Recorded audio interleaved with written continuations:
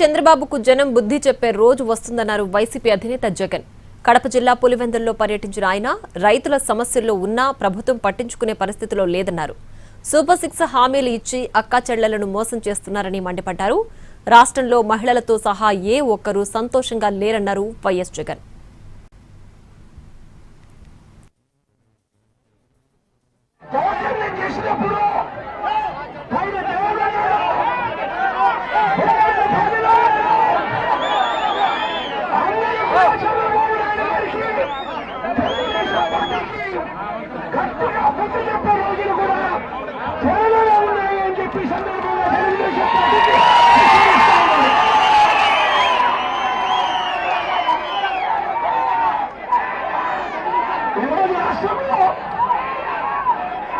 రైతులు అవసరం ఉన్నా కూడా పట్టించుకునే పరిస్థితి లేదు.